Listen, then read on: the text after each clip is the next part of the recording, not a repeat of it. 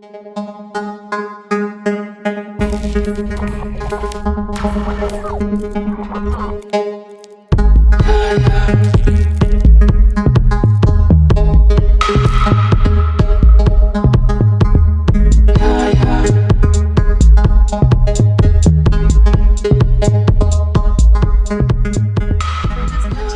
nombre es María José Salinas y es un gusto para mí darles la bienvenida en este conversatorio que la verdad pues vamos a tener un invitado de lujo. De verdad, el otro día yo comentaba que pedimos que haya más referentes libertarios en México, más voces que transmitan las ideas de la libertad. Y miren que tenemos a una de estas voces y gran referente de las ideas de la libertad. Miren, para que se vayan dando una idea de quién es nuestro invitado de la noche, les voy a platicar un poco. Él tiene estudios en Economía y Administración en el Instituto Tecnológico y de Estudios Superiores de Monterrey, abogado de la Escuela Libre de Derecho y Estudios de Administración Pública en la Universidad de New York. Cursó la especialidad de Finanzas Públicas, maestría y doctorado en la División de Estudios Superiores de la Facultad de Derecho de la UNAM. Doctorado honoris causa de Ciencias Sociales de la Universidad de Francisco Marroquín, Guatemala.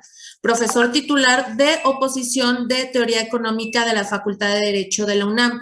Profesor titular de Economía Política de la Escuela Libre de Derecho. Profesor honorario de la Universidad Francisco Marroquín.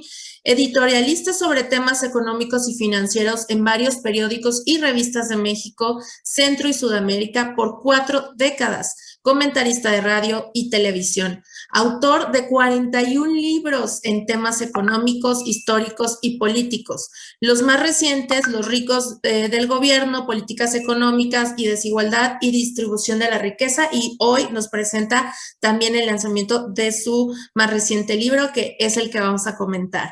Presidente de la Comisión de Presupuesto y Cuenta Pública en la Cámara de Diputados del H. Congreso de la Unión de 2000 a 2003, director general del Banco Nacional de Obras y Servicios Públicos de 2003 a 2006 y presidente de la Comisión Nacional para la Protección y Defensa de los Usuarios de Servicios Financieros de 2006 a 2012.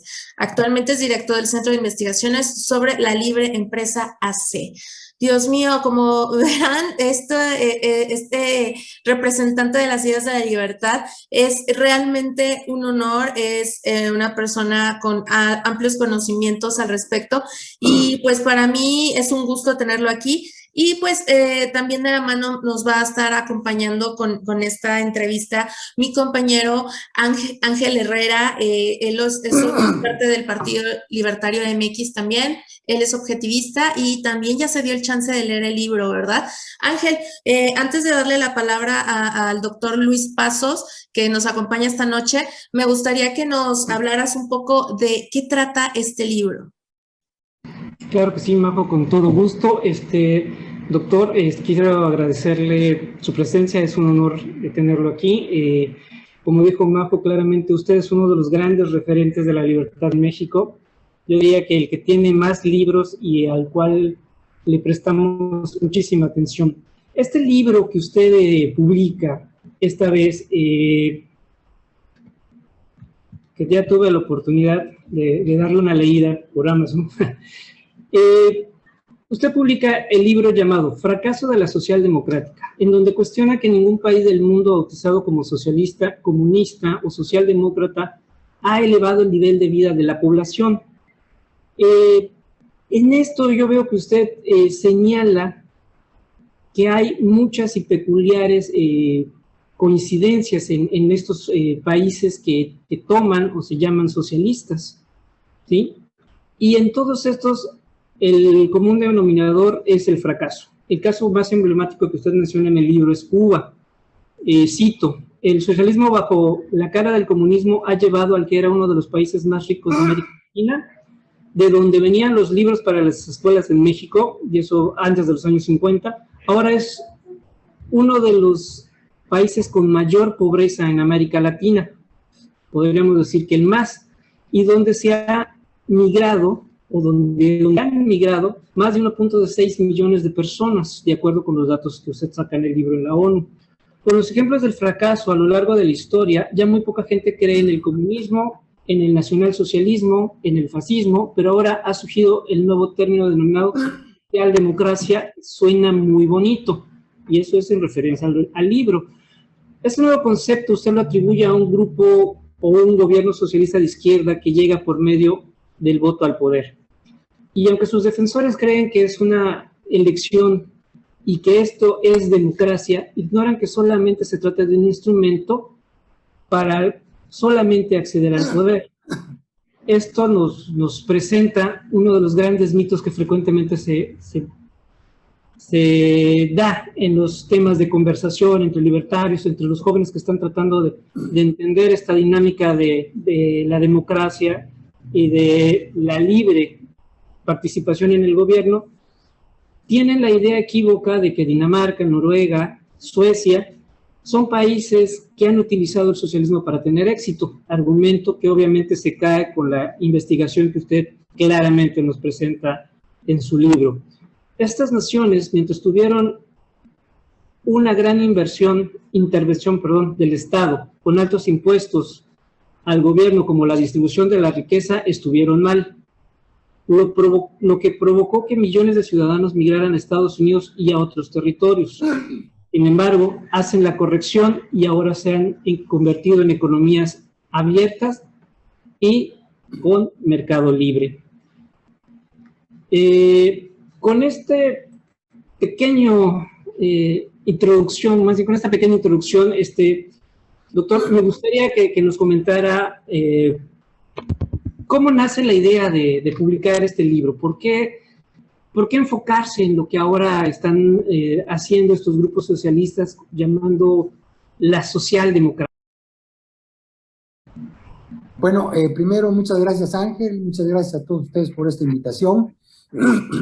Y efectivamente, he escrito varios libros, algunos no mis enemigos, pero los que me critican, dicen que yo he escrito más libros de los que he leído. Y pues, si eso dicen ellos, pues a mí me da risa, pero yo me considero fundamentalmente un profesor. Esa es mi vocación, enseñar, transmitir conocimientos. Tengo más de 45 años de dar clases en la Libre de Derecho, también en la Nacional. O sea, yo no vengo de escuelas fifí, como diría mi amigo Andrés Manuel López Obrador. Yo soy de clase media y puedo decirles que el presidente Andrés Manuel López Obrador también es de clase media. A quien, aunque a ustedes no les guste, lo que voy a decir, que tengo estimación desde niño, porque nos conocemos desde niño. Entonces, es un hombre que en la época que yo lo conocí, bueno, de niños, jugábamos a las canicas. Ya después de joven platiqué con él, no me hizo caso, a él lo envenenaron en la Facultad de Ciencias Políticas de la UNAM. Es triste decirlo porque también, por ejemplo, el presidente cuando yo me recibí fue Rubén Salazar Mayén, profesor de la Facultad de Ciencias Políticas, pero desgraciadamente hay muchos que han sido envenenados. Cuando digo envenenados, digo intelectualmente. Nuestro presidente, en gran parte le ha pasado eso. No era, cuando yo lo conocí, tan radical, pero ahora, pues, los que le rodean son gente que le llamaremos de izquierda. Y de ahí nos pasamos precisamente a los términos. Hay quienes hablan de economía de derecha, de economía de izquierda, de economía para los países desarrollados y subdesarrollados. No, hay una sola economía en todo el mundo. Hay dos economías, la que disminuye la pobreza, la que disminuye, podemos decir que es el principal problema, y la que no sirve para nada. ¿Desde dónde podemos podemos dejar claro el error de muchos, gente buena? Voy a decir gente tan buena como el Papa Francisco I, a quien yo admiro porque es una gente austera, es una gente, podemos decir, bien intencionada, pero también, lo voy a decir con todo respeto, envenenada por muchas de estas teorías. Hace poco escuchaba yo algo, leía algo de él, que decía, no hay que hacer más panes, sino distribuir los panes. Y de ahí me voy a algo muy importante. Casi todos los de izquierda siempre hablan de la distribución de la riqueza y hablan de que el problema es la desigualdad social. Eso es mentira, un mito. El problema es la pobreza. A los pobres lo que quieren es vivir mejor, no vivir iguales.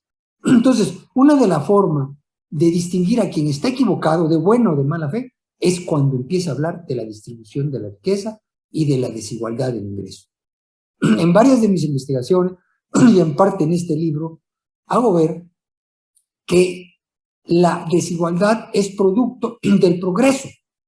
Por ejemplo, en los Estados Unidos, el estado más desigual es California. Está por arriba del promedio de desigualdad de los Estados Unidos. Y es el estado en donde más mexicanos van a trabajar. Casi el 50% de nuestras reservas vienen de California. Entonces, la desigualdad no es un indicador ni de pobreza, ni de injusticia, sino de progreso. China, cuando utilizó el socialismo como sistema económico, el 94% de los chinos vivían abajo de la línea de la pobreza y había mucha igualdad en China. Actualmente hay más desigualdad en China que antes. Ahora practican el sistema capitalista. Y con el capitalista ya no hay 94% de los chinos en la pobreza, si está el 9.4% de los chinos en la pobreza. ¿Y qué sistema lo sacó adelante? El capitalismo. Y aquí pasamos a otro problema que hay en la ciencia económica, y es la carga negativa y positiva de los términos. Yo recuerdo hace mucho tiempo, en una plática con una gente de izquierda, ahorita se llama su nombre, quien yo estimaba, me dijo, ¿no? Yo soy socialista porque yo quiero que a la gente pobre le vaya bien. Yo estoy abogando porque el salario mínimo suba, en aquellos tiempos eran 64 pesos, y dice, yo quiero que suban a 100 pesos. Y le dije, era ingeniero, le dije, ingeniero, con todo respeto, ya le gané. Yo quiero que el salario mínimo suba a 500 pesos diarios. Entonces ya soy más buena gente que usted. Pero no se trata de esas mentiras de decir que nosotros podemos subir los salarios. Por ejemplo, el país que en América Latina ha aumentado más los salarios mínimos es Venezuela. Y es donde más se ha empobrecido la gente. Entonces, por ello, tenemos que defender un sistema que se llama capitalismo y que tiene una carga negativa. Si usted le dice a una persona, eres un capitalista, como que se ofende. Oye, no, ¿por qué me insultas? Pues vamos a decir que, para ser exactos, si hablamos de socialismo, de capitalismo, vamos a hablar del socialismo real. Y vamos a dividir a los países entre capitalismo de Estado, que es la forma de operar del socialismo, el único capitalista es el Estado, y un capitalista abierto a cualquier miembro de la sociedad. Yo soy partidario del capitalismo de mercado. Esto no quiere decir que el capitalismo sea el único sistema, también hay un sistema político, la democracia, y ahí vemos también la mentira. Una cosa es llegar al gobierno por medio del voto mayoritario y otra cosa es ser demócrata. La votación también se da entre las bandas criminales. La votación mataron a Jesucristo, fue el voto popular. Desde ahí el populismo nos dice cuáles son los resultados. Cristo fue, yo soy católico, lo digo, Cristo fue podemos decir, una víctima de una consulta popular. ¿Qué hicieron los, no digo los judíos, sino los dirigentes de ellos, ¿cómo se llaman? Los del Sanedrín y todo eso. Llevaron su gente. Fueron, ¿qué? ¿A quién soltamos? A Barrabás. Creo que era, ¿no? Barrabás o Cristo. Pues Barrabás. Y esa es la guía de la consulta popular, manipuladas. Sueltan a criminales. Pero hay muchos cristianos que todavía no la comprenden. Yo también quiero decir que en gran parte de este libertarismo que yo profeso, lo aprendí de Aristóteles y de Santo Tomás. Hay que dejar dicho, el cristianismo es fundamentalmente un sistema, una doctrina que habla de la libertad. precisamente antes de Cristo estaban los agoreros, los del determinismo, tú vas a ser pobre, tú vas a ser... ¿Y cuál es la tesis principal del cristianismo? Tú vas a decidir tu futuro, ni Dios te lo va a decidir. Hace poco, platicaba yo con mi esposa sobre esto, yo estudié algo de teología, de todo esto, y le decía, mira, Cristo nos hizo a su imagen y semejanza. ¿Y qué quiere decir? Que somos libres. Que ni Él, fíjense esto, pregúntense a algún sacerdote que sepa, porque no lo sepa, ni Él puede decir cuál va a ser mi futuro. Yo voy a decidir mi futuro. Yo puedo rezar, puedo decir, pero yo decido si soy un criminal. Ni mis padres. Claro, hay influencia de los padres, hay influencia de los amigos, pero yo soy el que decido. Entonces, el cristianismo, el catolicismo, es podemos decir, una doctrina liberal. Yo le llamaría neoliberal, ¿no? Es liberal.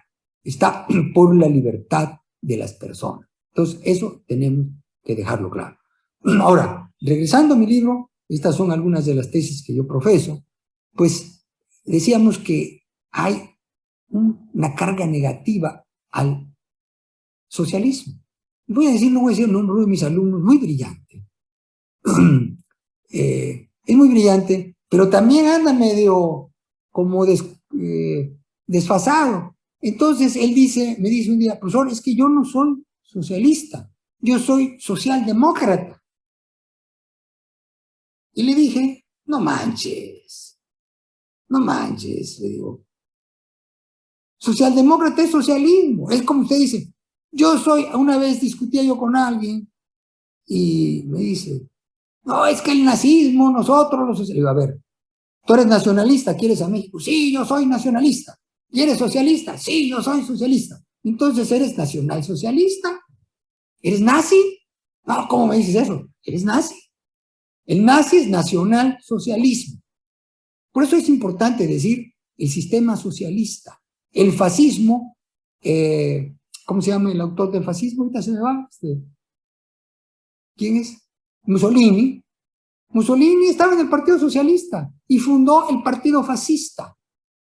El comunismo no es algo diferente. ¿De dónde viene? ¿Cuál es el ícono del comunismo del siglo pasado? Unión de Repúblicas Socialistas Soviéticas. Entonces, ¿qué es lo que falló en la URSS? El socialismo, no el comunismo. Ese es el nombre de un partido, pero ¿era qué? Socialismo.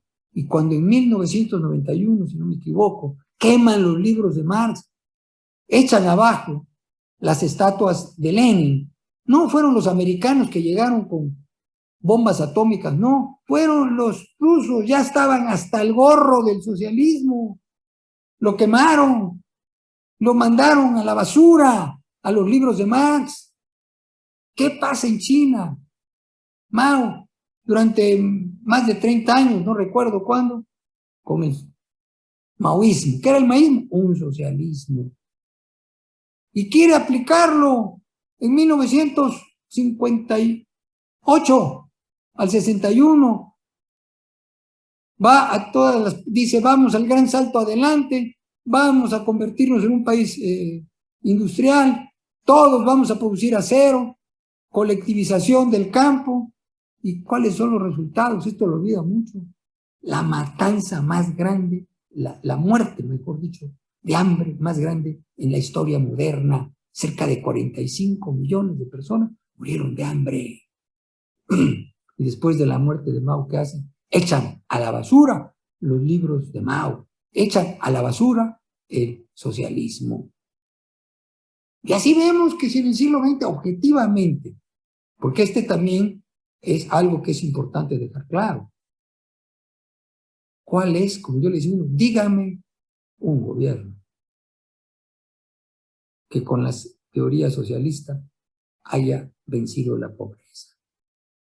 Y una muchacha, no voy a decir su nombre, que siempre se presenta como que da clases en Harvard en el verano y todo eso, me dice, Piri, le decimos algunos, dice, bueno, pero es que ahí tenemos a los países escandinavos, el socialismo de los países escandinavos, Suecia, Noruega.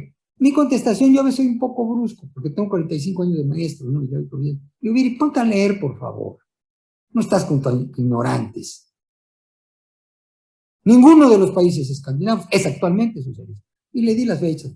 Fue practicar un socialismo hasta tan fecha, llegaron a impuestos del 60% y se vinieron abajo, emigraron las empresas.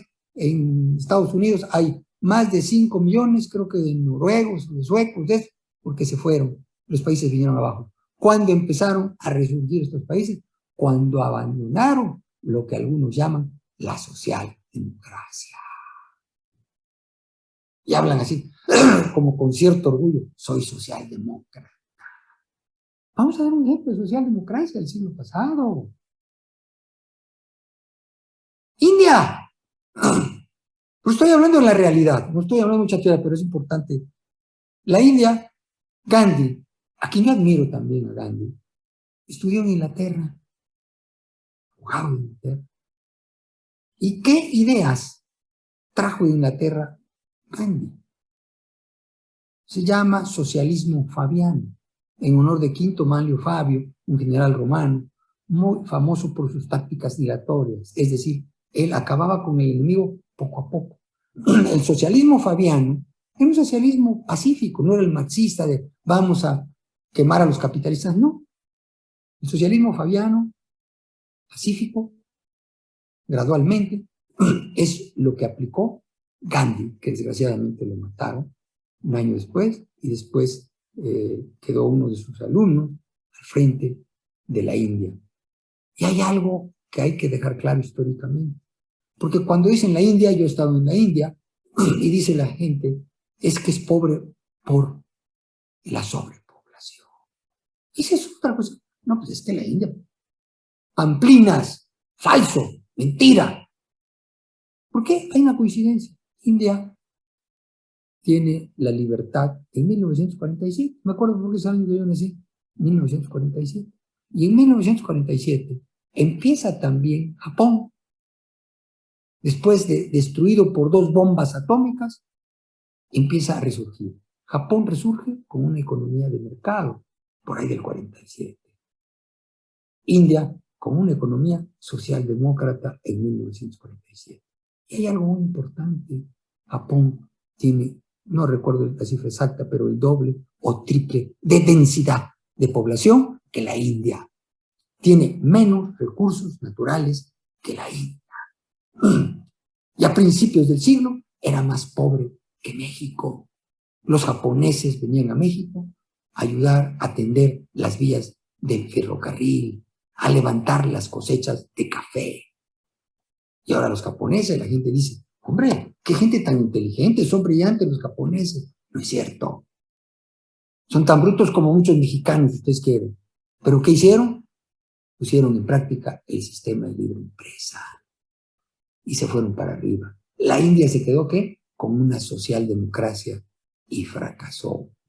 Lo mismo en los países escandinavos, hasta que cambiaron a una economía de mercado. Yo en el libro transcribo lo que dice un primer ministro de Dinamarca, dice, en una economía que dio en Harvard, en Estados Unidos, que probablemente Bill no fue, quién sabe dónde andaba, porque ella dice que siempre anda en Harvard, pero bueno, hay este primer ministro dijo, me acuerdo, no textualmente de todo, dice, muchos americanos creen que somos socialistas. No es cierto, dice. No somos una economía de mercado, en que cada quien se forja su destino. Dice, tenemos un sistema de seguridad social, pero somos economía de mercado. No se confunda. Dinamarca. Y si vemos en Suecia, en Noruega, igual. Hay los impuestos son más altos en México que en Suecia, que en Noruega y que en Dinamarca. La facilidad para hacer negocios es mayor en Suecia, en Noruega y Dinamarca que en México. Entonces estos son datos. No es cuestión de ideologías, porque una de mis posiciones en este libro es que las ideologías muchas veces desvirtúan la realidad. Nosotros, si queremos hablar de la ciencia económica, tenemos que hablar de 2 cosas, lógica económica y la experiencia real. ¿Qué es la lógica económica? a priori, antes de la experiencia, nosotros podemos saber si una política pública va a funcionar o no. Política pública. Vamos a pedirle a toda la gente que trabaje gratis. ¿Qué va a pasar con esa política pública? Va a ser un fracaso. ¿Por qué va a ser un fracaso? Porque por lógica la gente trabaja, la gente produce cuando tiene una ganancia. Aquí vamos a recordar la frase de Adam Smith: no esperemos de la benevolencia del carnicero que nos dé carne, sino él busca su propio bienestar. Y buscando su propio bienestar, nos vende carne.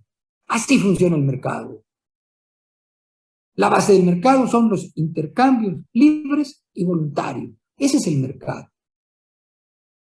¿Y qué es el Estado? ¿Qué es el capitalismo de Estado? Cuando es el gobernante en turno quien determina lo que se va a producir y cómo se va a producir. Estoy terminando ahí un folletico. Y hablo y digo, ¿quién es más poderoso? ¿El presidente de Estados Unidos o el presidente de México? Yo les diría a ustedes, ¿quién creen quién de ustedes me quiere responder? Pero no hagan mucho rollo, nada más me dicen la respuesta concreta. A ver, Antonio Tapia, me vas a decir. O Manuel Alejandro. A ver, ¿quién tiene más poder? ¿El presidente de México o el presidente de los Estados Unidos? A ver, quiero la respuesta, o de algún otro. A ver, ¿quién anda por más? ahí que quiera contestar? El de Estados Unidos. ¿Perdón? El presidente de Estados Unidos tiene más poder que el presidente de México. Perfectamente equivocada esa pregunta. Perfectamente equivocada. Y voy a decir por qué. El presidente de los Estados Unidos puede decir a dónde se va a construir una refinería. No. El presidente de Estados Unidos puede decir a dónde se va a construir un tren. No. Trump quería pasar el muro. Un campesino, un agricultor, dijo, por mi casa no pasa el muro. Oiga, fue con un juez de pueblo. Dijo, oye, ¿quieren pasar por mi propiedad? Amparo, o no es amparo, ya no hay amparo, no sé si es otra. Lo protegió la ley, no puede pasar por aquí, esta es propiedad privada. Aquí hay uno que otro juez todavía hace eso, pero cada vez quieren acabar más con esta división de poderes, que es una base de la democracia. Entonces, ¿qué tenemos? Tenemos un país, un presidente, y no actualmente el presidente López Obrador, sino los anteriores, mucho más poderosos que el presidente de los Estados Unidos. El presidente de Estados Unidos no puede llegar a un pueblo como llegó el presidente a Mexicali. A ver, júntense. Esa empresa la cerramos porque gasta mucha agua. Sí. Menos del 1% de la población fue ahí de arrastrado, mejor dicho, transportado. Ya, se cerró la empresa. El presidente de Estados Unidos no puede hacer eso. Va a cerrar una empresa porque se le da la gana. Entonces, y así tenemos muchos ejemplos. ¿En qué se va a invertir? Vamos a crear un Tren Maya. A mí me gusta el Tren Maya y creo que a lo mejor a la larga va a ser algo positivo. Pero que lo hagan los particulares. El aeropuerto. El presidente de Estados Unidos puede decir, aquí nos haces aeropuerto, cámbienlo para allá. Porque llegó ahí un empresario, que hay muchos empresarios corruptos que están bajo las faldas del gobierno, que convencieron a Andrés Manuel López Obrador que había corrupción y todo eso. Y la cosa es que él cambió de Xochimilco a, ¿cómo se llama la otra parte? ¿Dónde va? Santa Lucía. Y nos va a salir, como dicen, más caro el caldo de las albóndigas. Imagínense, teníamos el mejor arquitecto del mundo. Es más, fíjense lo que es cómo manipulan a un presidente. Cuando ganó las elecciones, Andrés Manuel López Obrador se reunió con los empresarios y les dijo, de lógica económica, lo que él les dijo, construyan ustedes el aeropuerto. Paguen ustedes. Pero tenía uno de los constructores consentidos. Yo no quiero decir que es un gángster, no, porque a mí no me gusta decirle esto a la gente. Pero es un tipo que ha ganado mucho dinero a la sombra de contratos con, por ejemplo, cuando estaba el presidente López Obrador en el gobierno del DF, y que fue el que lo convenció. Él entró, fíjense lo que es la hipocresía, él entró al concurso para construir las pistas y también entró en otro concurso para construir el edificio central de Texcoco. Pero perdió. Y como perdió, entonces, y conocí al presidente López Obrador, le dije, oiga, hay mucha corrupción ahí en Texcoco, mire, y le dio ejemplos de personas del PRI del Estado de México que habían comprado terrenos alrededor. Esto es más viejo que mi abuelita. Y es cierto, es corrupción, porque antes de que se sepa qué se va a hacer, muchos políticos compran, y también empresarios, y se vale si es empresario, va a hacer algo, compro ahí, va a subir de precio. Pero eso le demostró. Entonces, convenció al presidente que ahí no debería de construirse, que había un lago, puras mentiras. ¿Y se fueron a qué? A Santa Lucía, que no le cayó nada bien a los militares. Lo que nos dicen que en el aeropuerto de Texcoco había una pista especial para que aterrizaran todo tipo de avión militar, exclusivamente. ¿Y qué sucedió? Con tal de que él llevarse esa construcción de Santa Lucía, lo pasó a un aeropuerto de cuarta, que entre lo que se tiene que pagar por los compromisos que se hicieron para construir Xochimilco y lo que se tiene que pagar en Santa Lucía, va a salir más caro el caldo que la albóndigas. O sea, este tipo de errores se está cometiendo en el actual gobierno. Y esto a veces hacemos alusión en este libro. Pero las tesis fundamentales es, y vuelvo a decir, un alumno fue el que me dije, si este es muy inteligente, ¿cómo viene con esta soncera de la socialdemocracia? ¿Cómo se deja engañar por esta socialdemocracia? Y ya le dije, no, tú eres socialista. No, maestro, yo no soy socialista. Es lo mismo. Es la misma gata, pero remorcada. Lo que pasa es que, fíjense, si alguien dice, soy comunista, chale, no. Soy socialdemócrata. Pásale, siéntate. Es la misma equivocación, el mismo rollo. Empobrecieron a la India. Los países escandinavos la aventaron a la basura cuando tuvieron un tiempo la socialdemocracia, algunos el principio del siglo XX, otros en un determinado tiempo por los gobiernos de izquierda que tuvieron y todo, pero no hay ningún ejemplo en el mundo de un país que practique el socialismo que haya en el siglo XX y aún en el siglo XIX que elevado el nivel de vida.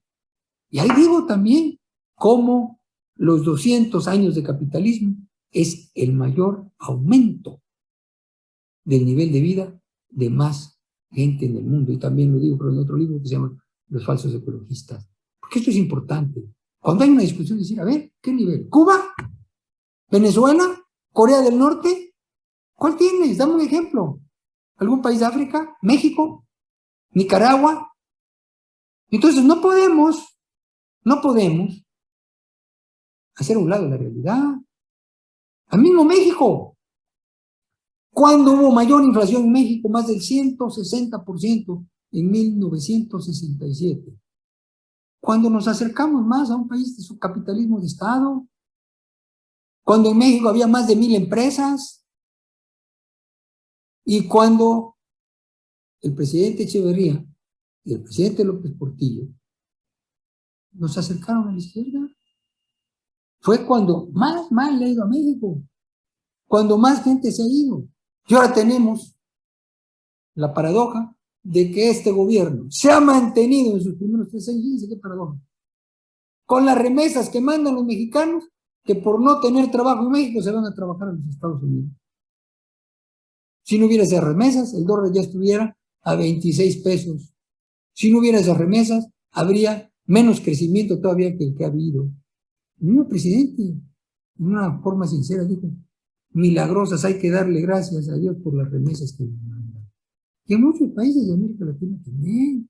En el mismo Cuba, el 26% de los cubanos reciben ayuda de los cubanos que viven en Miami. Les mandan ropa, lentes, dólares. Porque dice, el bloqueo, no hay ningún bloqueo. Es un embargo porque les expropiaron empresas a los americanos, fueron con los jueces en Estados Unidos. Aquí nos expropiaron esto, que nos paguen. Que le paguen a las empresas que le robaron el dinero. Ya. Y lo que ha empobrecido a los cubanos no es ese bloqueo, es embargo. Primero, si nosotros estudiamos la historia de Cuba, vemos que el nivel de vida empieza a bajar al otro día que llega acá. ¿Por qué? Porque ocurrió la inversión extranjera. Los gringos no se fueron, los corrieron. Y después llegaron los rusos. Y con los rusos empezaron a mantener a Cuba. ¿Cuál fue el costo? Ahí les van unos cohetes para si se ponen difíciles los gringos, vamos a estar cerca y se los vamos a mandar. Pues los gringos que dijeron, oye, espérate, así no juego. Te me sales de ahí, o lo sacamos. Entonces ya llegaron los cohetes, los rusos dijeron, ya no tiene caso mantener a estos cubanos al gobierno dictatorial de Castro. Se fueron los rusos y se empezó a caer la economía drásticamente de Cuba.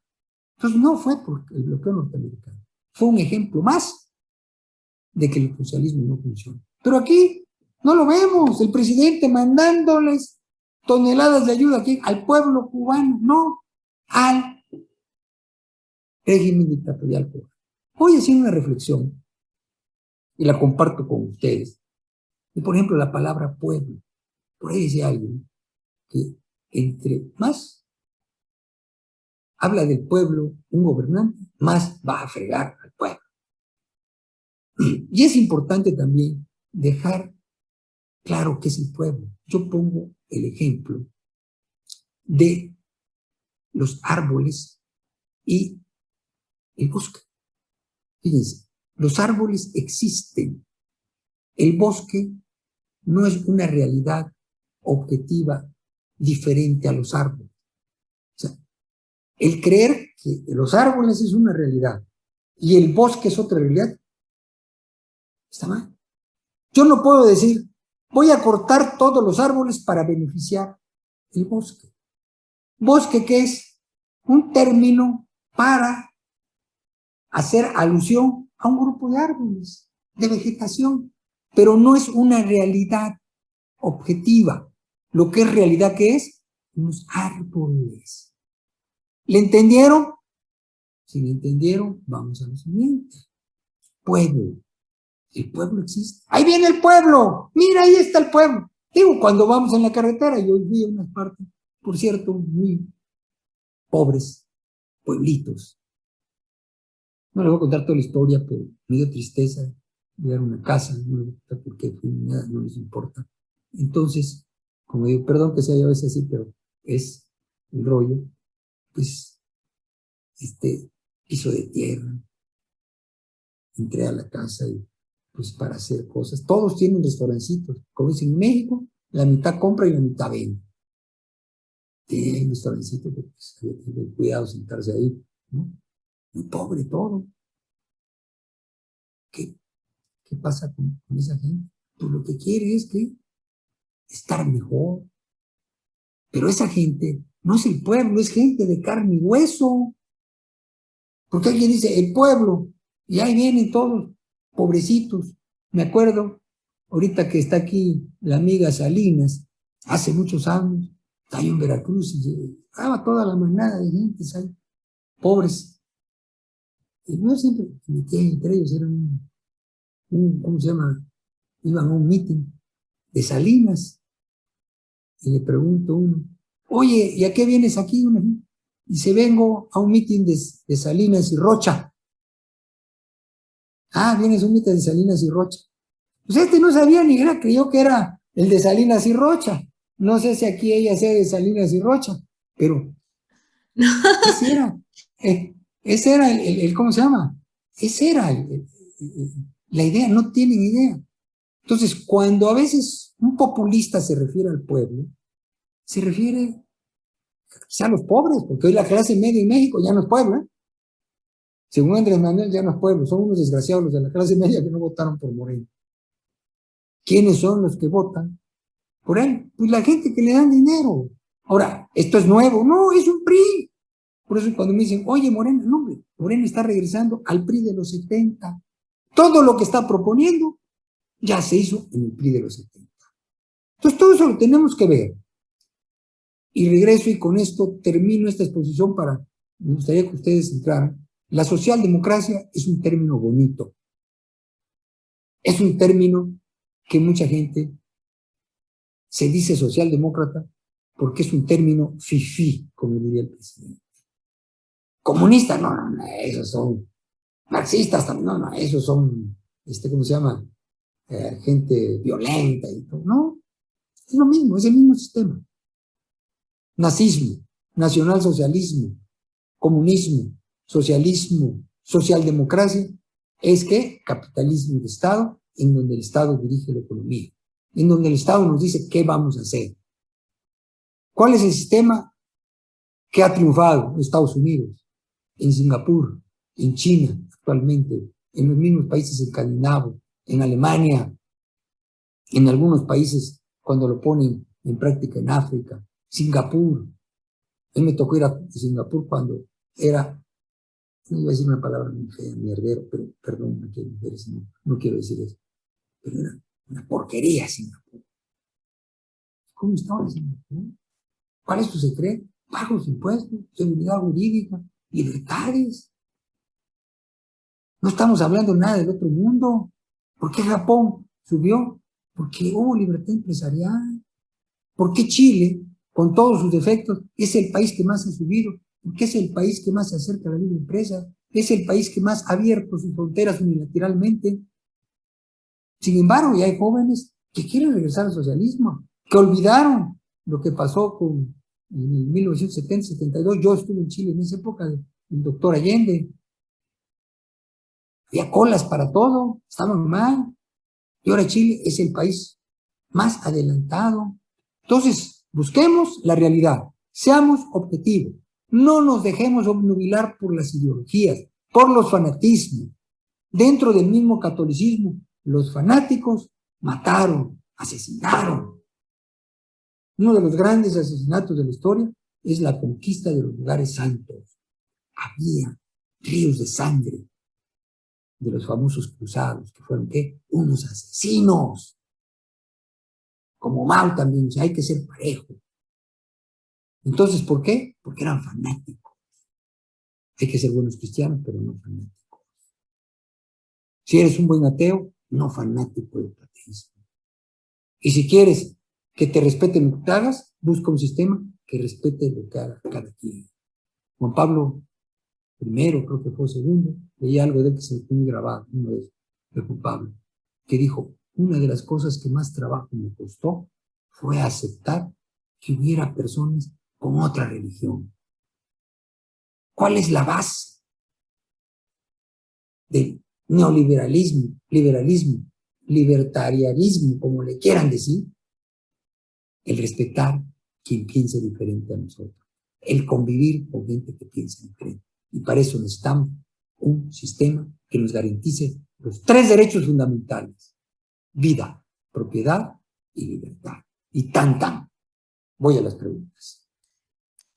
Bravo, doctor Luis, de verdad que excelente su ponencia y todo lo que nos está compartiendo al respecto, porque prácticamente es un abrir de ojos. Sobre todo, mire, yo voy a hablar a nivel personal, porque este debate de las ideas luego se lleva a campos que son muy como el día a día, ¿no?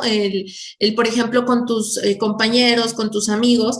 Y estos debates yo los he tenido bastantes veces, sobre todo con los que se dicen socialdemócratas y que me dicen a mí que soy ignorante por yo querer promover el libre mercado, porque el libre mercado es de capitalismo rapaz y que yo solo no pienso en los pobres. O sea, siempre te están tachando como de este lado negativo, que de hecho de las pocas personas que se han ido acercando al libertarismo me dice: oye, he estado preguntando sobre el libertarismo y me dicen que es de burgueses. Y yo, o sea, de verdad que este discurso que tienen acerca del socialismo o la socialdemocracia, de que son los buenos de la historia, realmente ya está muy arraigado. Y lo que usted mencionaba, doctor, yo creo que es bien importante, porque parece que los datos, la historia, se la pasan por el arco del triunfo, perdón por la palabra, pero no lo toman en cuenta cuando les dicen los muertos de Mao, las dictaduras que hay en Venezuela, Cuba, Argentina como está ahorita, la situación con Bolivia, México, cómo la estamos pasando, y que aún así, después de todo eso, haya gente que esté pidiendo socialismo para Colombia y socialismo para Chile. O sea, cómo se va expandiendo todo esto, ¿no? Le voy a decir algo de lo que usted acaba de decir, que no lo comenté. Mire, yo he pensado también mucho, ¿por qué los gobernantes quieren ser socialistas? Ya hace rato algo dijimos, ¿quién es más poderoso, el presidente de México o el presidente de Estados Unidos? ¿Por qué quieren ser socialistas? Quieren ser socialistas porque les da dos cosas, un poder absoluto y la facilidad de manejar dinero. Por ejemplo, aquí el gobierno, ¿qué maneja? Pemex, la CFE, ¿qué sabe? El saqueo de Pemex, no vamos a hablar de ahorita, aunque sea igual. El gobierno pasado no robó en Pemex. El que diga eso no sabe lo que pasó. Lo saqueó. Lo han saqueado. Y en este momento sigue el huachicol, siguen otras cosas y Pemex sigue perdiendo. Sería injusto decir que todos los males se han creado en el actual gobierno. No, los ha heredado, es cierto. El Pemex desordenado, el Pemex corrupto lo heredó el actual gobierno. La CFE corrupta la heredó el actual gobierno. La deuda la heredó el actual gobierno. Pero en 3 años no ha mejorado esto, los ha empeorado. Estamos, como diría el indito, estamos peor. Oiga, y por ejemplo, entonces, y porque también ya hay varios acá que quieren hacerle preguntas, pero a lo que yo quería llegar, o mi pregunta principal es, o sea, usted mismo lo está diciendo ahorita, tenemos los resultados de gobiernos pasados fallidos y que se les ha dado como esta oportunidad a una supuesta derecha, pero que luego esta derecha termina haciendo como cerrando en la parte de libertades sociales, y entonces los jóvenes, al verse que no son representados por una derecha que es muy moralista, estatista en lo moral, por así decirlo, pues voltean a ver a una izquierda que actualmente con el progresismo y todo esto les dice, no, aquí sí son bienvenidos la comunidad gay, aquí sí son bienvenidas las feministas, aquí sí son bienvenidos, cuando sabemos que originalmente el socialismo jamás fue nada de eso. Incluso muchos homofóbicos representantes del socialismo, ¿no?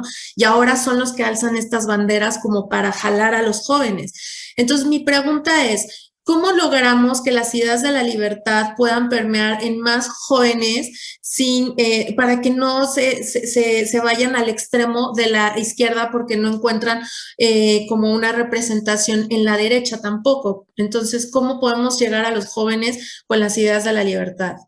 Mire, hay muchas incongruencias. La primera es esta.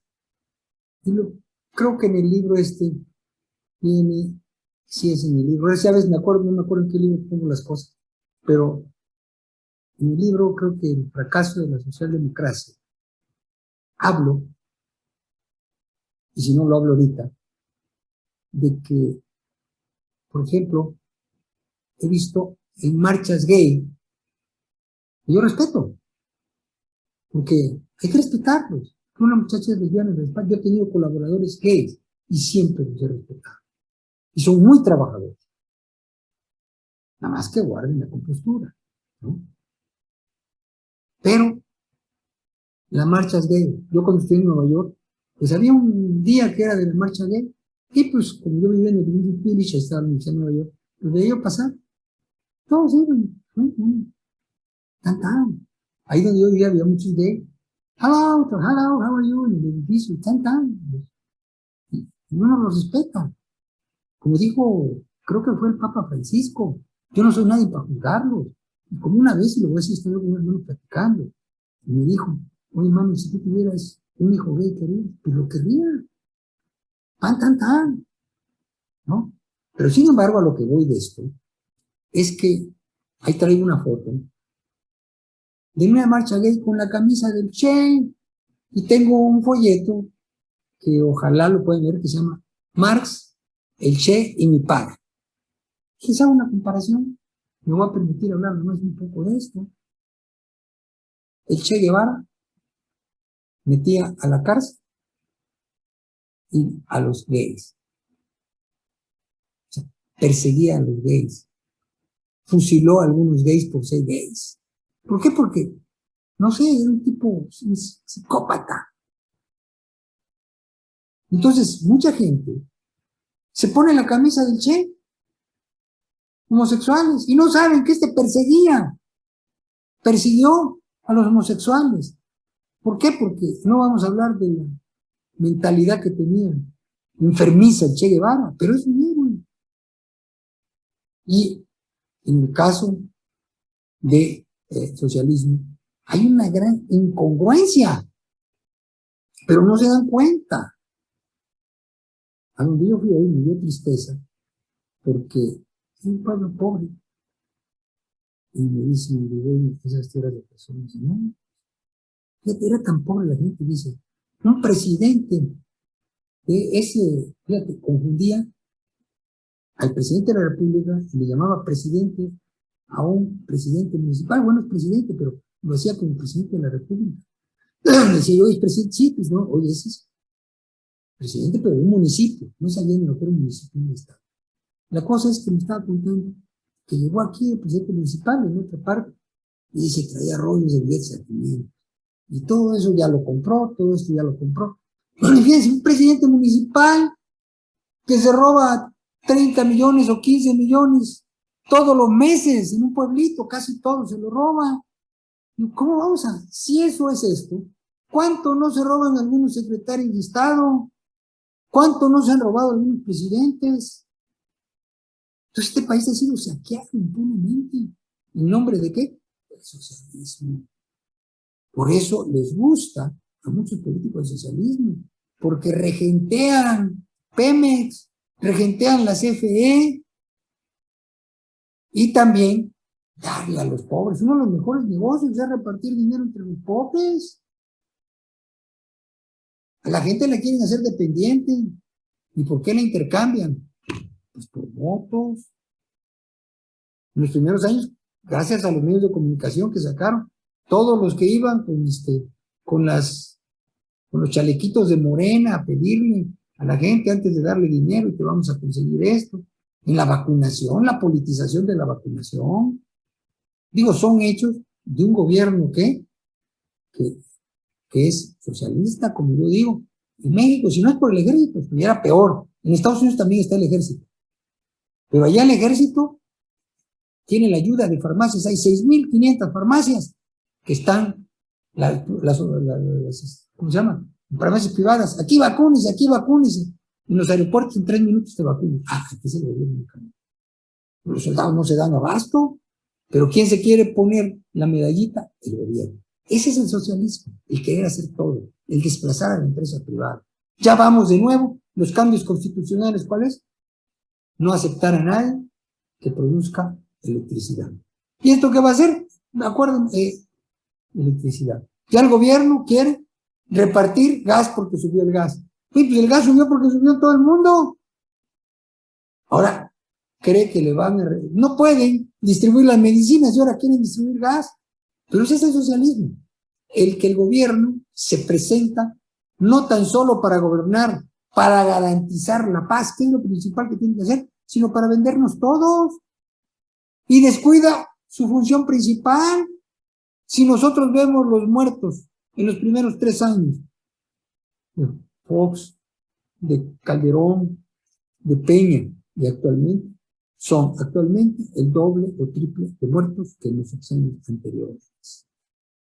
Entonces, no pueden brindarnos la paz y quieren distribuir el gas, quieren el monopolio de la CFE. ¿Por qué? Porque deja dinero. ¿Qué hicieron en la secretaría esta ¿cómo se llama esta secretaría? Salubridad. Quitaron a los que distribuían medicinas, me decían gente que venden, y ahora pusieron otros. Yo gané una licitación pública y me hicieron un lado y pusieron otros que les dan dinero. La corrupción sigue. Y la corrupción seguirá mientras el Estado siga siendo el que concentre todas las empresas. Seguimos con otras preguntas. Claro que sí. Doctor, tenemos aquí una recopilación de varias preguntas. ¿Cómo no? Voy a hacer más completo. Adelante. Ok. Mire, la primera que tenemos aquí, que es, doctor, pregunta Pedro Martínez, ¿nos podría decir cuál es la cadena que dinamita la economía o que ha hecho el boom en las economías libres de mercado y cuál es el boom del socialismo? Porque obviamente no hay ninguno, pero ¿cuál cree usted que sea la parte económica que dinamita el libre mercado? ¿Que dinamita o que fundamenta? ¿Fundamenta o proyecta? Bueno, que proyecta. Lo que proyecta y ha hecho que el libre mercado suba es la seguridad jurídica. Leyes permanentes. Una característica de los países de mercado, como Estados Unidos, como Japón, es estabilidad. En México, nuestra Constitución tiene más de 700 cambios. En los Estados Unidos, solamente un cambio para incluir lo que se llamó the Bill of Rights. Entonces, el capitalismo tiene que tener estabilidad legislativa. Y también el respeto a la propiedad privada. Y que la gente lo crea. Y que haya expectativas positivas de eso. Entonces, eso es lo que ha hecho que el llamado capitalismo, o economía de mercado, que suena más bonito, pero eso implica un gobierno limitado. Entonces, tenemos que ese es el secreto. Por eso lo jurídico es muy importante. La parte legal, las leyes. Y que la gente sepa que esas leyes van a durar. Y aquí vemos que a cada rato cambian la Constitución. Y a cada rato cambian las leyes. Y llega el momento en que muchos empresarios dicen, pues yo ya no puedo decidir nada. O viene el gobierno y acaba con mi empresa, como salió en Mexicali, o en Coahuila. Ahí van a poner un tren rápido, que iban a ahorrarle casi la mitad de pasaje, pero los que llevaban los camiones fueron a un meeting de López Obrador y le dijeron, oiga, que aquí que quieren construir una. La cuestión está en que le dijeron, ya le agarraron la medida, póngalo a votación, y habían llevado a todos a los acarreados, y dijeron, no, no se construye ese tren. Entonces, vemos que el socialismo lo que lo lleva a ganar muchas veces son las promesas que hace de repartir dinero. ¿Y por qué le gusta a los gobernantes? Porque tienen todo el poder. El poder sobre la propiedad, el poder sobre la libertad. Y no digo la vida, pero llega el momento que no les importa la vida de las personas. Uno de los países que hay más asaltos todo también es en Venezuela. Ya el ejército está prostituido ahí. ¿Por qué? Porque le han dado que administre las minas de oro, que haga esto. Y lo ponen a administrar para ensuciarle las manos. Entonces, tenemos que el éxito del socialismo es porque enriquece a los gobernantes y da un poder ilimitado. Y a muchos gobernantes pues, les gusta tener todo el poder y les gusta ser rico de un momento a otro. Con todo respeto, el hombre más rico de México no es Carlos Slim, es el presidente de la República. Es el que maneja Pemex. Es el que dice quién es el director de la CFE. Es el que dice de muchas empresas. Es el que dice si se vende esto o no se vende. Es el que dice qué precio se va a vender. Económicamente es el más poderoso. El que debe de garantizar que no haya monopolios. Que haya diversas televisoras. Que haya diversas estaciones de radio. Que haya diversos periódicos. Que haya diversas telefónicas. Ya tenemos diversas telefónicas. Que haya competencia. ¿Y en México a qué vamos? A los monopolios. ¿Y quién maneja los monopolios? El gobierno. Es a todo dar. Pierde dinero, pues emito dinero, pido deuda. La deuda en México ha seguido creciendo. Entonces, ese es el atractivo del socialismo. El que da el poder absoluto. El que me permite a mí como gobernante manejar dinero. El que me permite gastar ahora y pague después. Gaste ahora y pague después. ¿Quiénes van a pagar? Tus hijos, Ángel, tus nietos. Y ni ahora nos está beneficiando la deuda, ni dentro de 20 años nos beneficiará. Adelante. Ok, correcto, doctor. Continuando con este mismo tenor, hay un par de preguntas que vienen ligadas.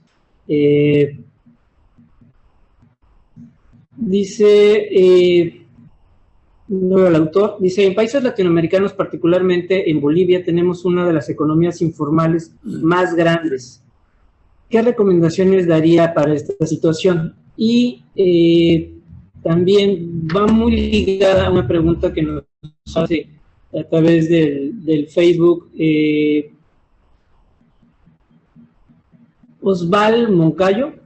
Dice, doctor, si usted fuera gobernador del Banco de México, ¿qué política económica aplicaría para detener la inflación que ronda alrededor del 6%? Creo que estas dos van ligadas, ¿no?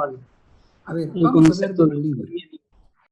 Estaba yo haciendo un comparativo, una investigación, sobre, en el Banco Mundial, hay un que pocos lo consultan, se llama tributos sobre las ganancias. Tributos totales. Uno de los países con más altos tributos en el mundo es Bolivia. Como 80% de tus ganancias van para el gobierno. Por eso hay que mucha informalidad. Argentina,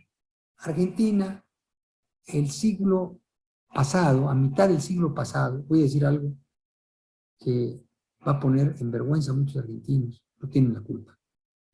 A mitad del siglo pasado, Argentina tenía un nivel de vida mayor que los Estados Unidos. Sí, los argentinos. El nivel de vida era mayor que los Estados Unidos. Y ahora es de los países más pobres. Una de las causas. El Banco Mundial presenta qué porcentaje de las ganancias van al gobierno. Si en Argentina no hubiera evasión fiscal, de cada 100 pesos, por ejemplo en México, de cada 100 pesos que gana una empresa, 55 centavos van al gobierno. Ya es alto. Para tener una idea, el promedio mundial es 40. En Singapur, que es ahorita el que tiene el mayor producto por habitante, lo que se lleva el gobierno es 21 centavos de cada peso. Nosotros nos llevamos mucho más del doble, por eso estamos atrasados. En Venezuela es como el 70%, en Nicaragua como el 60%.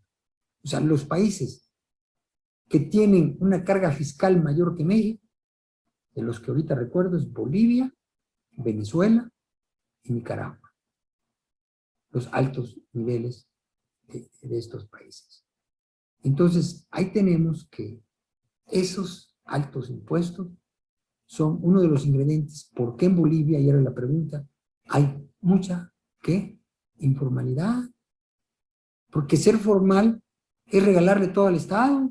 En Argentina, ¿saben cuál es? 106% de cada 100 pesos que ganamos, hay que darle al gobierno 106, lo cual es inverosímil. No puede ser, porque no habría empresas. ¿Qué es lo que hace que esto se pueda dar? La evasión fiscal. La informalidad. En Argentina, todo se evade y el gobierno sabe, porque sabe que si pagan todos los impuestos municipales, estatales, federales, 106. Aquí es 56, ya es alto. En Estados Unidos es como 36%, en Canadá es 15%. Entonces, a mayor carga impositiva, a mayores reglamentaciones, mayor informalidad. La otra, ¿cuál era? La otra pregunta, ¿me la repites? La otra pregunta era, ¿qué haría usted si estuviera dirigiendo el Banco de México para bajar la inflación? Mira, perdón que yo haga alusión a lo que acabo de decir. Acabo de, y te los voy a decir a ustedes porque no va a salir, pero no les voy a decir todo el rollo, ¿no? Porque me lo pidieron y es una investigación que hice para una revista que va a salir. Les voy a decir el título para que cuando salga lo vean. Se llama La Belle Époque y el Patrón Oro. ¿Cuál fue la Belle Époque? La bella época. La mayor época del progreso que hubo. ¿Cuándo? unos años después del capitalismo, en 1874 al 2013, antes de la Primera Guerra Mundial. Y el gobierno se fue todo para arriba, el progreso. En México también. Fue cuando se construyó Bellas Artes, cuando se construyeron muchas cosas. ¿Saben qué estaba atrás de todo esto? El patrón Moro. Entonces, ¿cuál es, como un director del Banco Central? Pues vamos a mantener, si no el patrón Moro, después fue el patrón Cambio Oro, ahorita no voy a ver todo eso, pero una estabilidad de precios. ¿Cómo puede ser un Banco Central? No emitiendo dinero. Que el total de circulante sea estable. Y ligarlo como estuvo un tiempo, o a la plata, o al oro. Pero si no se puede eso, no emitir dinero. Y no tener déficit presupuestal. ¿Quién fue el que, uno de los grandes economistas, fue el que más daño hizo a la economía? Keynes. Yo estuve en un curso en Harvard University con el profesor Hayek, Friedrich Hayek, que hizo con Nueva Orleans, premio Nobel. Y él nos dijo algo que no está en los libros. Era muy amigo de Keynes. Y nos contó Hayek, que ya falleció. Y esta reunión la tuvimos el año que le dieron el premio Nobel, en 1974. Imagínense que desde cuándo ando yo danzando. Desde el 74. No había nacido aquí María todavía, no era ni prospecto de esperma, nada, ¿no? Entonces, ¿qué sucedió? Nos dijo algo Hayek. Dice, ya que estaba enfermo, estaba muy enfermo, Keynes lo fui a visitar. Y lo encontré muy triste, me dijo, han deformado mis teorías, han abusado de mis teorías. Tenía razón Keynes en gran parte, pero si estudiamos sus teorías, dieron lugar a eso, porque con esas teorías se justificó el déficit presupuestal. El mismo Keynes en 1931 le mandó a Roosevelt, le dijo, ¿quieres salir de la crisis? Emite dinero.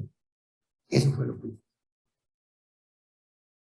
Y eso ha quedado en muchos gobernantes. No, hombre, vamos a estimular la economía con el gasto público. Yo lo que recomendaría como un director de un banco central el Banco Central es para garantizar una estabilidad de precios. Y esto solamente se logra si no hay inyecciones monetarias y hay una estabilidad en el dinero circulante. Oye, ¿qué va a faltar? No es cierto. Van a bajar los precios. No es cierto que había falta de circulante. Hay falta de circulante bajo la idea de que el circulante ayuda a la economía. Claro, a usted le regalen, van a tener más demanda, pero no tienen oferta, se regala dinero. Y ese desequilibrio entre la oferta y la demanda por la emisión monetaria es la causa del aumento del precio. Y si queremos el 6%, que ya es alto, por eso estamos viviendo en México esta inflación, es porque el gobierno está aumentando el dinero en circulación. No como el siglo pasado, no como en tiempos de la primera parte de Miguel de la Madrid, que era un buen hombre, y que al mitad ya dejó eso, porque el Fondo Monetario le dijo, tienen que tener una estabilidad adentro, si no, no les presto dinero. Pero es eso. La inflación, la definición de la inflación, no es el aumento generalizado de los precios, esa es una consecuencia de la inflación. La inflación es el aumento sostenido de medio circulante, pues se llama inflación. La Real Academia antes definía la inflación como el aumento del dinero en circulación. Ahora ya le cambió porque llegaron unos nuevos tipos y lo hicieron más confuso. Pero antes la inflación era el aumento de dinero en circulación. ¿Quién fue la primera persona, para no irnos más atrás, que hizo inflación? Diocleciano. En el siglo III empezó a quitar material precioso a las monedas. ¿Y qué pasó? Emitió más dinero, se fueron los precios hacia arriba. Él lo quiso combatir con el control de precios y ahí empieza la decadencia del Imperio Romano con la inflación. Fíjense, hace otra pregunta. Muchas gracias, doctor. Por acá tenemos a John Fernández que dice, doctor Luis Pasos, buenas noches. Una pregunta, ¿cómo podríamos convencer a la sociedad con la ideología socialdemócrata que el libre mercado es la solución a la pobreza, siendo este mismo país con una educación lamentable? Miren, Nosotros tenemos que ser humildes y es pensar que lo que decimos a lo mejor no va a hacer que la población cambie. Ustedes, yo mismo, somos un grano de arena. Pero hay que hacerlo eso ahora. ¿Cómo tener más seguidores? Pues mandando mensajes que de 1000 que los oigan, a lo mejor 10 hay gente que comprende. Entonces, mandando mensajes claros, mensajes en que nosotros estemos convencidos, y como los que yo he dicho, un análisis también de la realidad, que cada quien la pinta como quiere. Entonces, hay que estudiar, hay que leer. Obviamente yo recomiendo mis libros, ¿no? Empiezo por los míos, y hace ratito iba yo a decir otro cuando hablábamos de esto. Hay uno que tengo que se llama Justicia Social Injusta, y precisamente ahí vamos a eso, de que nos hablan la justicia social. ¡Demagogia! La justicia social va contra la justicia, y eso debemos dejarlo claro. Justicia es dar a cada quien lo suyo. Justicia social es quitarle a uno para darles a otro. ¿Y quién hace eso? El gobierno. Entonces, todo esto que acabo de explicar, tenemos que explicárselo a las personas, como ustedes lo están haciendo, como lo hicieron también muchos socialistas. Yo me dediqué, y con esto termino con su pregunta, de tiempo completo a esto. Dejé empresas y no me arrepiento, porque dije, si tengo recursos es para hacer lo que yo quiera.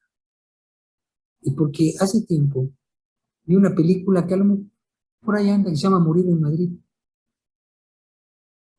hecha por socialistas y todo. Y dijeron una palabra que me dice, para hacer una revolución necesitamos revolucionarios de tiempo completo. Y esto es lo que han logrado que muchos creen en el socialismo, que hay muchos que de tiempo completo están siempre generando la cizaña del socialismo, convenciendo. Son, como decimos, gente que se dedica a tiempo completo a difundir ideas. Y yo he optado por eso, por casi de tiempo completo, difundir ideas. Entonces, yo no les digo que lo hagan ustedes de tiempo completo, háganlo de medio tiempo. Entonces van a ver que alguien decía la satisfacción del deber cumplido. Ustedes cumplan. A lo mejor no cambiamos México, pero a lo mejor sí. Yo ya he tenido alumnos que fueron presidentes. Fox, ¿quién fue el siguiente? Calderón, fue mi alumno. Creo que lo hizo muy bien, Felipe. No lo hacía enojar a Felipe mucho. Me gustaba, le salía aquí la vena. Maestro, yo soy humanista, técnico, es humanista. Me encantaba hacerlo enojar. Y se desquitó, se vengó. Me metió al gobierno durante un tiempo. Él fue el que me metió al Congreso. No me arrepiento. ¿Por qué? Porque aprendí mucho. Mucho. Vi el gobierno por dentro. Después, vino Peña Nieto, que pues acabó con la quinta y Guzmán.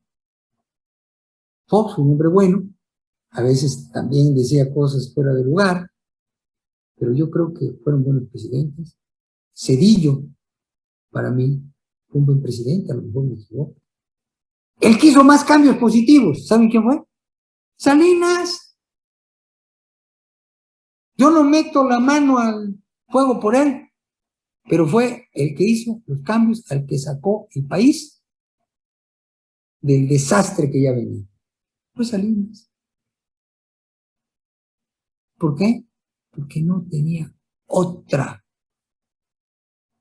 Una vez invité a un secretario de Hacienda, un amigo mío, que estuvo con Salinas, pues el nombre Pedro Aspe, y fue a la escuela a dar una conferencia, y le preguntaron, oiga, ¿y por qué hizo esos cambios Salinas? Dice, porque no tenía opción. Pedro es muy así, no tenía opciones. O hacía esto, se llevaba el tren al país. Y nosotros se lo dijimos.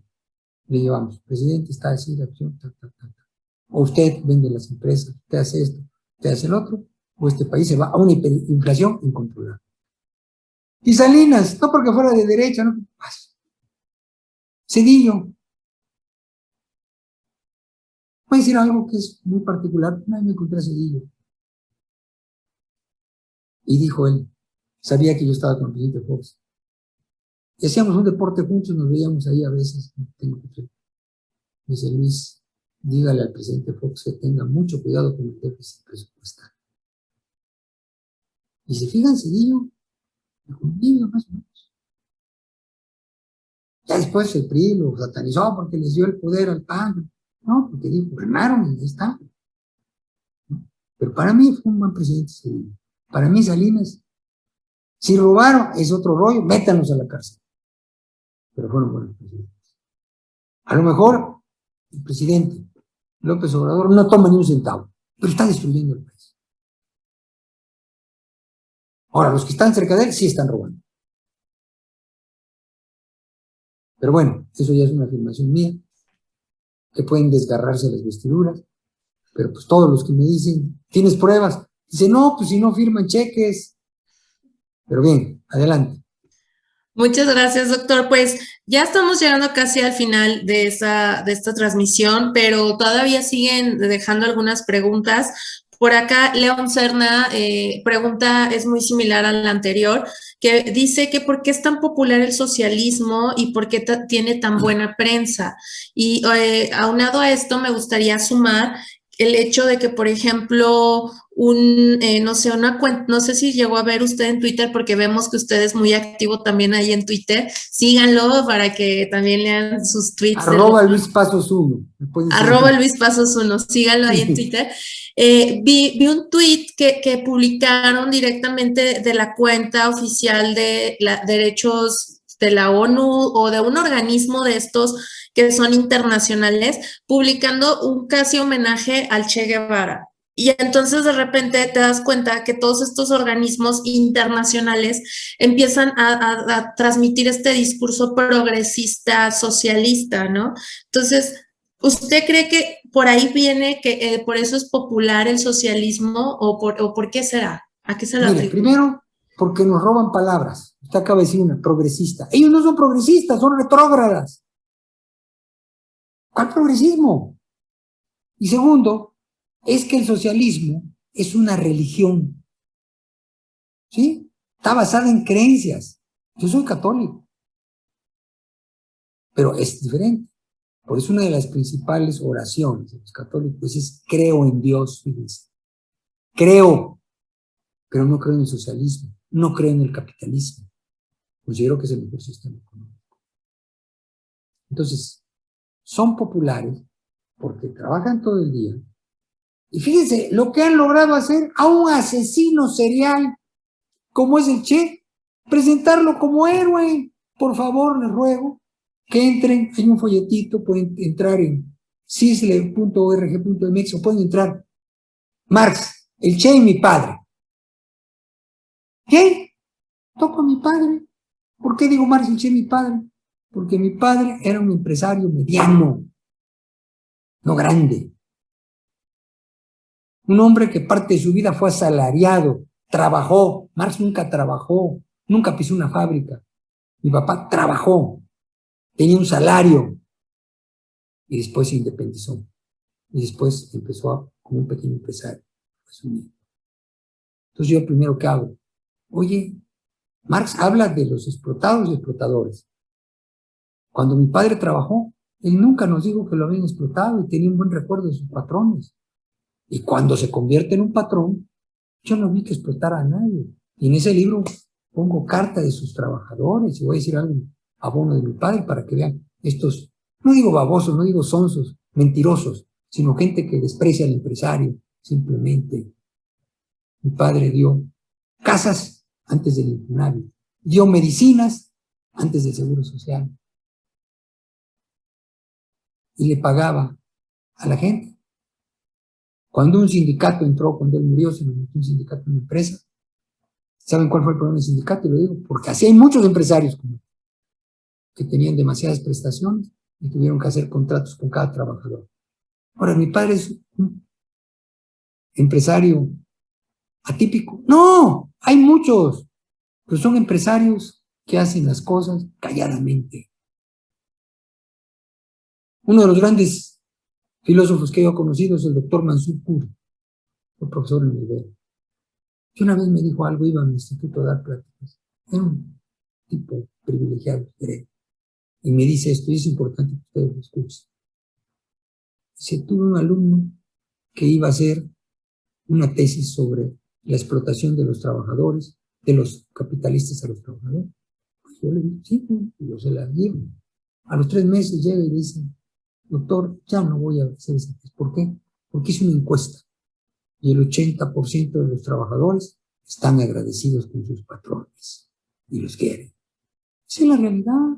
No hay lucha de clases, no hay odio de clases. Ese es un invento de los políticos socialistas para llegar al poder. Y la gente pobre, y aquí sería oro largo, porque ellos cómo le daban dinero, porque yo fui también candidato, y llegaba y veía cómo los priistas les daban dinero a todos. Y decían, si no votamos por ellos, nos quitan el voto verde.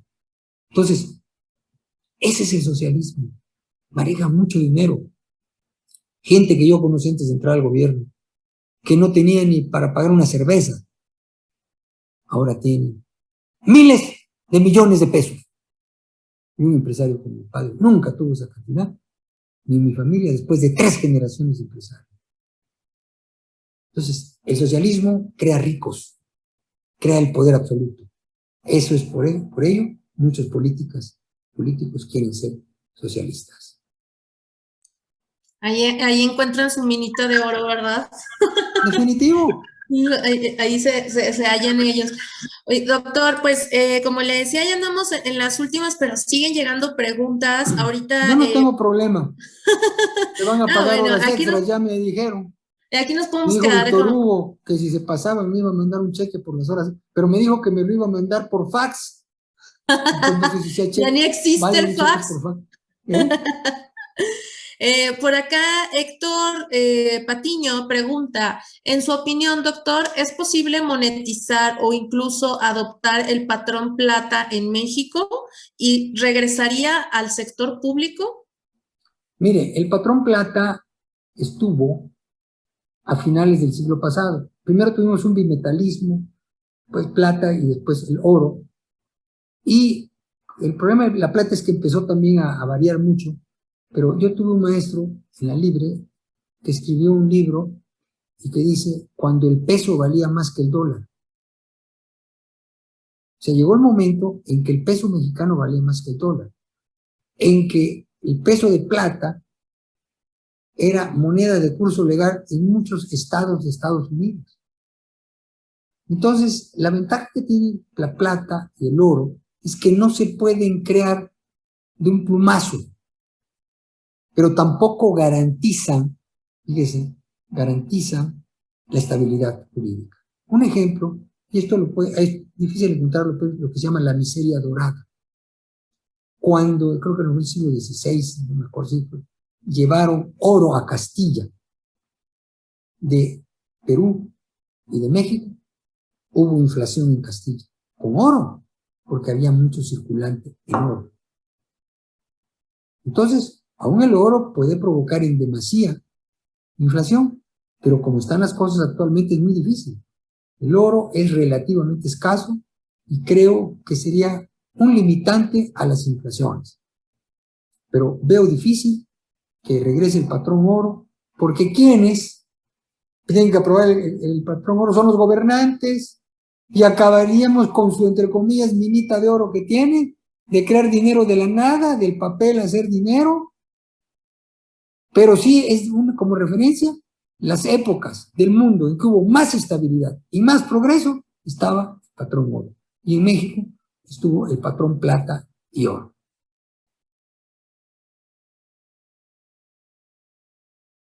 ¿Alguna otra pregunta?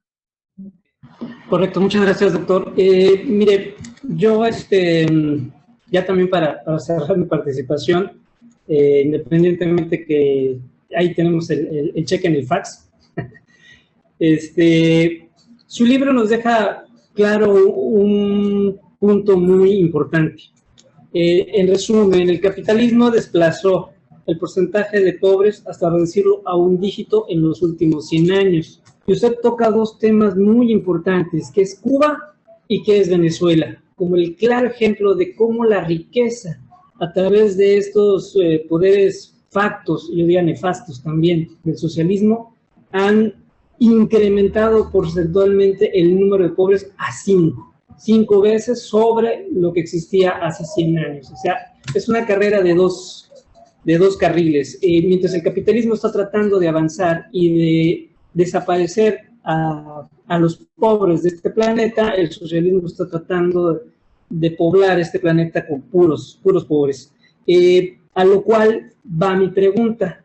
Digo, este libro se me hace magnífico, es un excelente libro de texto según todas las preguntas que hemos escuchado para estos jóvenes que realmente no tienen una base y no están concretando la información que tienen, puesto que se van más a los medios electrónicos o no sé de dónde sean sus fuentes para pensar que la socialdemocracia pueda ser una opción.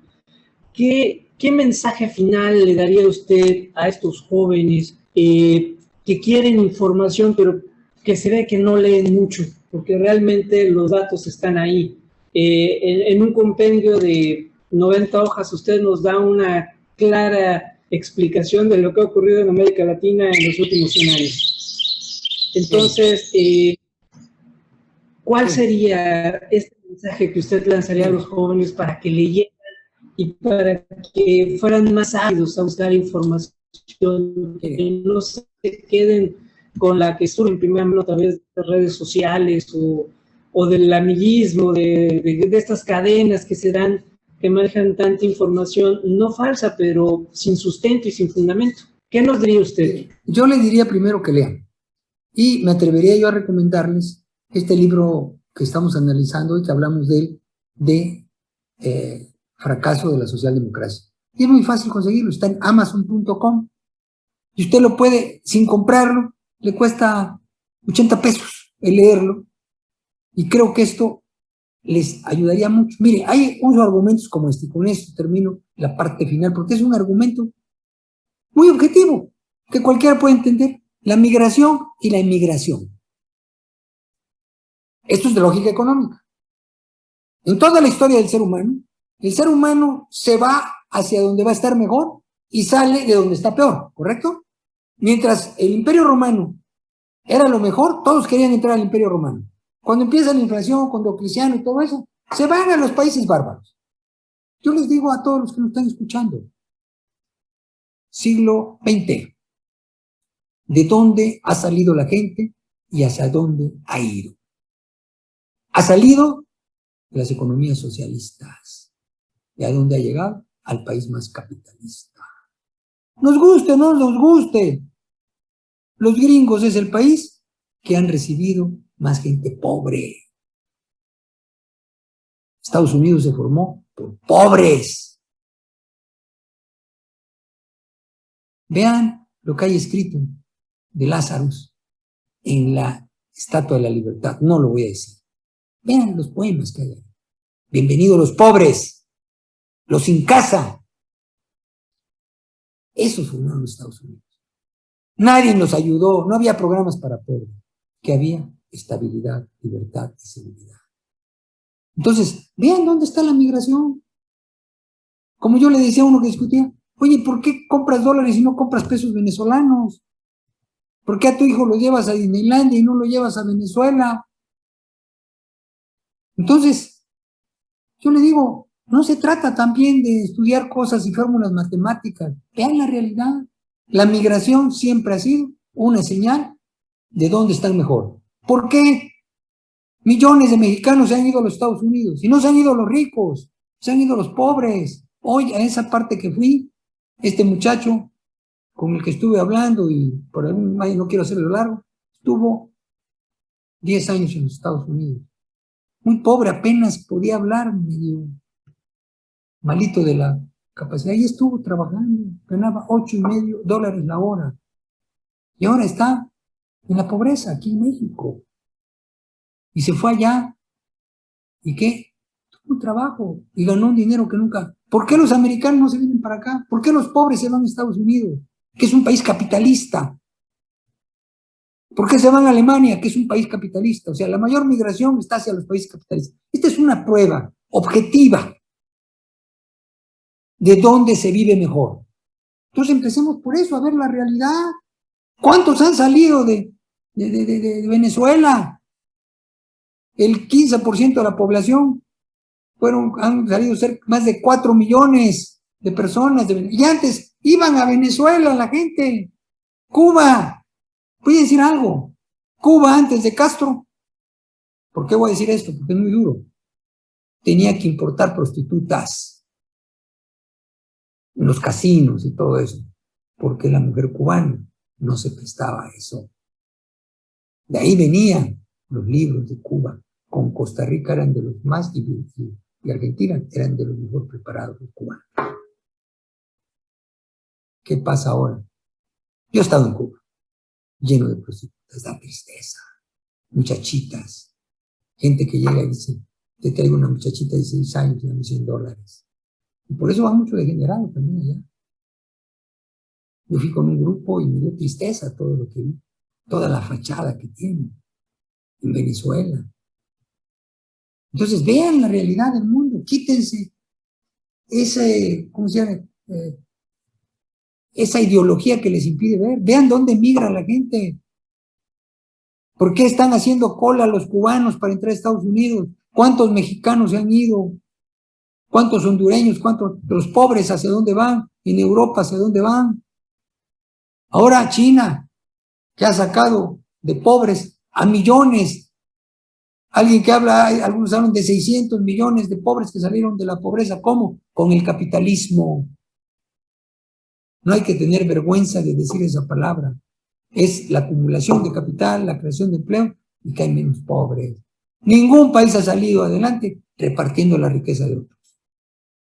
Entonces, vean cosas como esta, dónde está, a dónde inmigran y de dónde vienen. Eso es una de las pruebas irrefutables de qué sistema es mejor y qué sistema puede ser mejor para México. Gracias. Excelente, doctor. Muchísimas gracias. Gracias a ustedes. Y ya como escucharon, el libro del doctor Luis Pasos lo pueden encontrar en Amazon o también pueden entrar a nuestras redes sociales de Partido Libertario MX, donde también compartimos el link para que puedan adquirir el libro. De verdad, es súper importante que nos documentemos, que nos informemos, porque la batalla que estamos librando actualmente es totalmente de las ideas. Es totalmente el poder con tu familia, con tus amigos, con la gente que conozcas, que puedas derribar todos estos mitos acerca de que el socialismo o la socialdemocracia funciona. Ya ahorita el doctor nos dio una cátedra del por qué se ha demostrado de mil y un maneras que el socialismo no funciona y que la vía para cualquier país que avance es a través de la libertad. Entonces, pues muchísimas gracias, doctor. Esperamos que haya disfrutado este espacio aquí con la gente del Partido Libertario MX. Le tenemos mucha estima, mucha admiración. Siga dando esta batalla. Lo seguimos muchos jóvenes también. Antonella Martí lo menciona luego mucho. Entonces, es un orgullo saber que es un referente mexicano y que en otros países también lo admiran mucho, doctor. Muchísimas gracias por su participación. Muchas gracias por invitarme. Gracias, Ángel, también por acompañarnos, por estar en la moderación. Gracias a ustedes y nos vemos en una siguiente emisión y recuerden que viva la libertad. Hasta la próxima.